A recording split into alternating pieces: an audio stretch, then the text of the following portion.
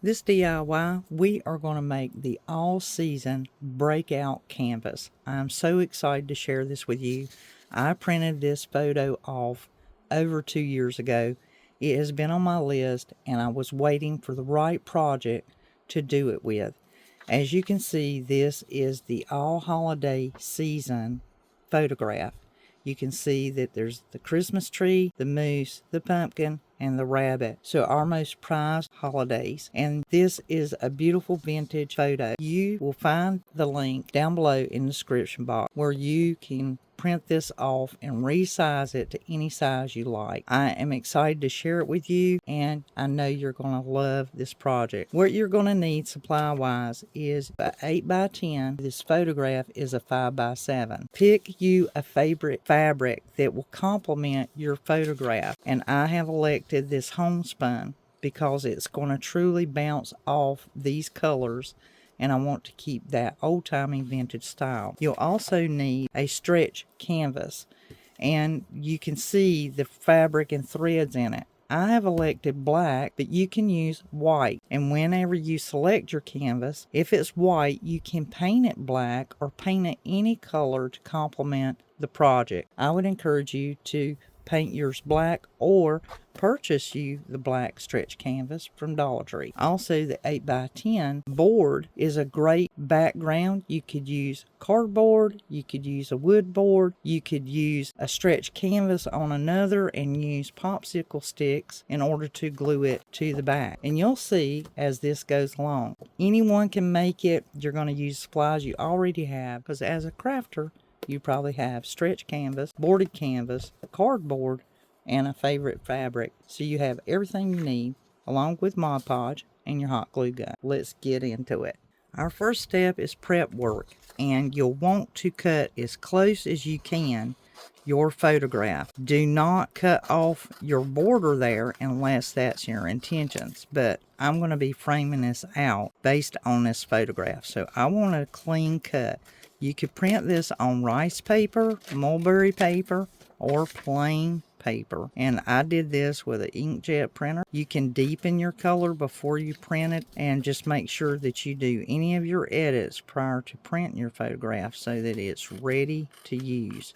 And we're going to be doing a little work on it anyway. Now I need to cut a piece of fabric. Here is the trick. On the stretch canvas, your inner perimeter is all you need fabric to cover. So just cut you out a piece of fabric that's within that range. This, based on this being a 1/2 inch on each side, that is going to be 9 inches by 7 inches. And that's all you'll need for the inside. Next, we're going to select a color that's going to complement our photograph to do our canvas. You can pick several colors that are in this photograph. There are many contrasts. You could even do green. It would look just beautiful. So I'm going to go with a more true oche and a neutral, and it just may end up that I can antique this and really truly get it the color that I want, and this may turn out quite well. We'll see. So this just takes a moment to get your canvas painted, and they paint up really quick with the acrylic paints. It doesn't take much. As you can see, I put me a good streak on there, and by the time I scatter this out, my canvas will be good and painted. Once you have your canvas board painted or your backboard painted, go ahead and center your photograph, because it's going to be key to sitting in the center of your bust out. I'm just going to eyeball mine. I feel like it looks pretty good, close enough, and I'm going to just mark squares with a pencil so that I know exactly where to place that picture once I put my Mod Podge down. That'll just help me aim better. No one's going to see the pencil mark. They're not that apparent. So take your Mod Podge, of course. Just get your Mod Podge coated on there and get it laid down is the main part. And as you can see, your paper gives really well on this, so it's not a problem. Right square on there, exactly where it needs to go. And then I just go ahead and put some Mod Podge on it. Do like it to seal really well, and that helps to, if I missed any places on the back, I'm sure to have grabbed them now. Now I'll set that aside and let it dry. Next step is basically the same thing. We're going to take our stretch canvas, lay it down, put a coat of Mod Podge on there, and bear in mind that your canvas is fabric, so it's going to take up your Mod Podge. So just try and get it coated on there quickly and don't overthink it. Just get it on there and move swiftly with coating. Try not to have to go back, but you want to get it good and on there. Get it coated anyway in the areas where your fabric's going to be. Next, let's get our fabric in there. I put a coat of Mod Podge on here, even though I will take the iron to it, but you don't have to worry that that fabric's going anywhere. Once that Mod Podge touches it, it's going to adhere to your canvas. But I do this as an extra step because usually when I hang something up on the wall, it has its own little home, and that's pretty much where it's going to stay parked. It will be a very long time before it comes off that. Or if I set it up and move it around, I want to be able to trust that no matter where I put it, the heat and dust is not going to ruin it. It will last for many, many years. So I take extra steps to give it that insurance, knowing that I am a one and done. Once I do it, once I make it, I trust that I've exercised good craftsmanship and done a professional take on it as best to my knowledge, so that I don't have to worry about it. It is made and I'm loving it, and I'm going to enjoy it every day that I have it. And this is one of those that I have truly looked forward to doing. And once I make one of these, if I have any requests, I'll make another to sell, because the more you do, the more practice you get, the more you see where you can improve and you learn from it. And I really truly enjoy the practice. I call it my labs. So now we have pretty much done all that needed to be done to our canvas, and we can now check to see if our other is dry enough that we can put an iron to it and allow this Mod Podge to dry. And that is it. Lay it aside, let it dry. My pressing iron, to make sure this is good and sealed, you can lay Teflon or over wax paper. Let me introduce you to this wool mat. This is a felt mat. Sometimes you can get the wool mats. I use the wool for my quilting, but the felt mat is very heat resistant and you get double the heat. In other words, if you laid fabric on here and you iron it, because of this felt, it will actually heat the underneath and it's less ironing to do. It also protects your area so that if you are using a cutting mat, it will not roll up from the heat. It's a handy dandy tool. So I'll take my Teflon sheet, lay there so that I have that barrier. Take my pressing iron, and it just really takes a moment. If there are any wrinkles in your print from the Mod Podge, they will no longer be there, and this will seal it right into place. That's all there is to it. And now you have a wrinkle-free print just like the pros do. So I went back and I printed me an additional print. The previous one, as you can see, was real light, and I left it on there. I printed this onto rice paper and I heightened the image. This is the image that you will get, this deepened, darker color, more vibrant. And I basically ironed it on top of the already Mod Podge photograph. So now I have this really good picture, and I love it. It's much brighter, and it's exactly what I wanted. So it was a little bit of an accident, but a good accident. I also pressed my fabric after it was good and dry to make sure it's good and adhered. So it is permanently on to my canvas now. So for the time being, we're going to set this aside and rouge up this picture. So I'm just putting my antique and wax on there and going about the canvas. It only takes that one dip of a broad brush to get it on. And if you do put it on your photograph, it'll just deepen it. So I'm just going to let my brush go over it and see what it picks up. I'm not worried about it getting a whole lot because I'm going to let this sit for just a minute. So now with my towel, I'm just going to take and wipe off whatever comes up from off this canvas. Okay, so I'm going to take me a wipe to this and balance out color. I'm just going over that canvas with a wet wipe, and you can see in some places that the texture is picked up more than the others, and those baby wipes are just great about balancing color and even across your picture. I'm liking the way that's looking. Just that little bit of depth is really all it needed. And don't worry about this, no one's going to see it. So I'm going to try out these rubbing brushes, and they come in a pack of 10. Great value. They're less than $1 a piece. I will leave a link in the description box down below, the affiliate link for these. And this time I'm going to use my Vintage Photo Distressing ink.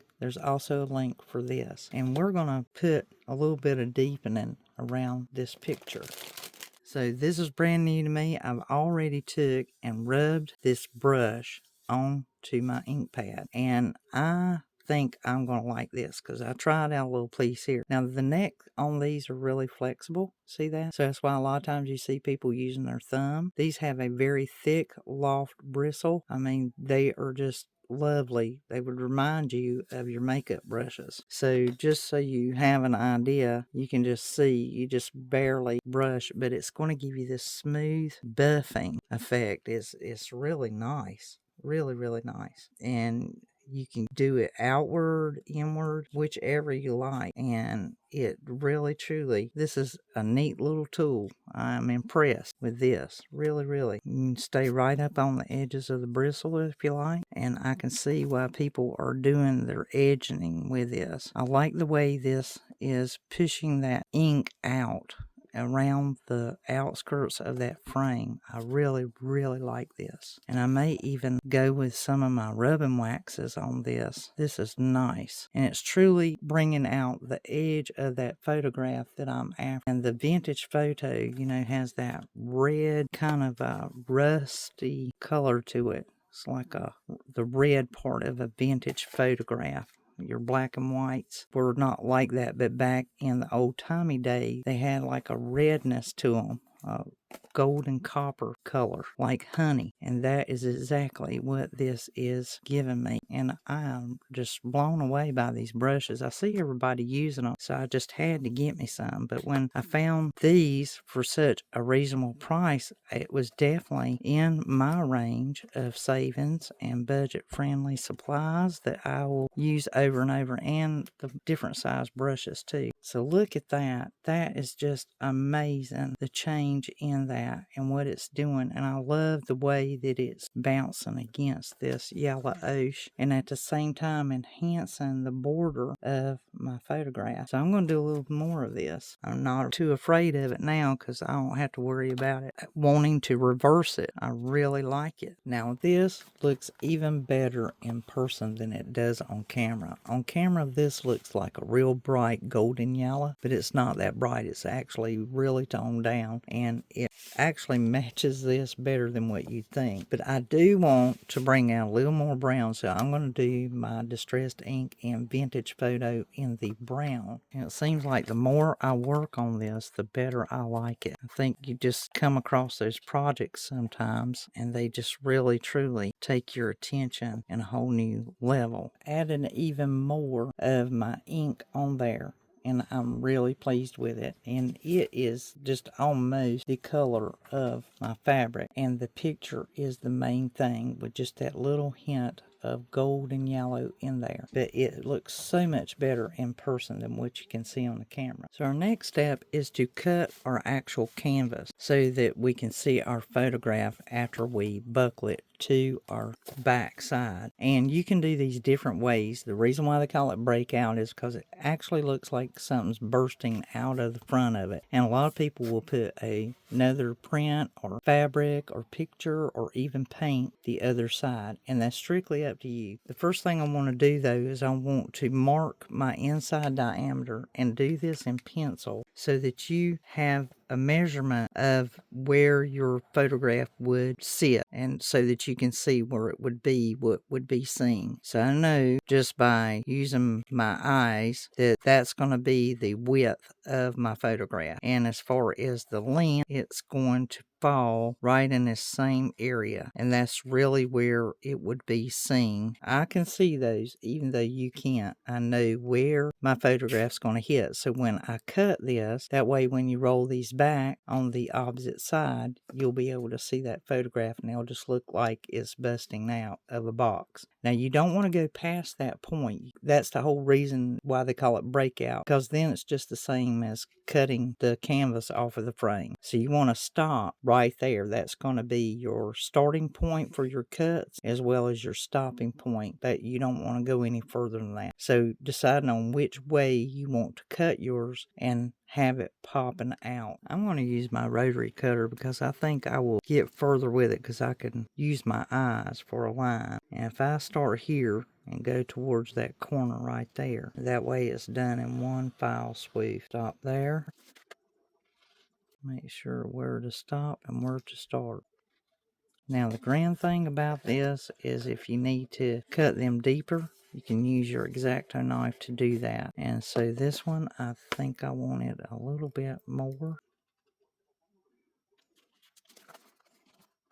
And so that's going to give me 6 rollback in my canvas. And here's your idea. You can take your picture and lay it there, roll it over, and you can give it a look and see if that's big enough cut for you to see what it is. And that's how you can judge it. Next step is to glue these two together, and that is really going to have a wow factor. Trust me. And make sure you move as swiftly. Make sure your glue gun is good and loaded, and get your canvases glued together. And you got to move quick because your glue will set up and dry. And this is where it happens.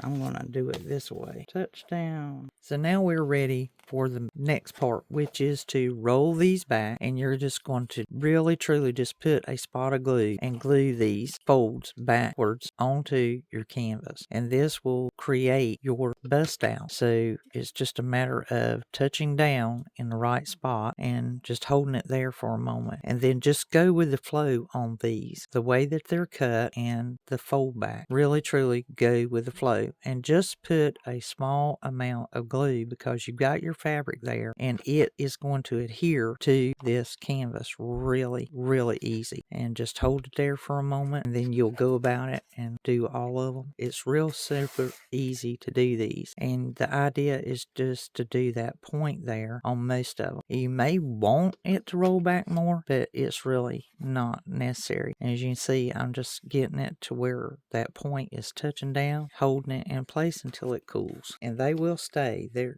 Like I said, they hit that canvas, they're not going anywhere, and they're stiff, and they just look awesome. I'm super pleased with the fabric and how this is already turning out. Make sure you rub your glue out, that helps too. For me, I'm just going to take some Elmer's glue and my brush, and then that way I can just pull that glue and spread it out, and that'll just make putting the craft paper on there a breeze. Not that you need a lot of glue, but you do need it even so that your paper will act right when it gets to the edges. This brush has got some wetness to it. It's been in the holder there, and this just spreads it out. You don't want to mash if you got it upside down like this, because you don't want to mess up your folds on the front and get them creased. They may not look too neat. There we go.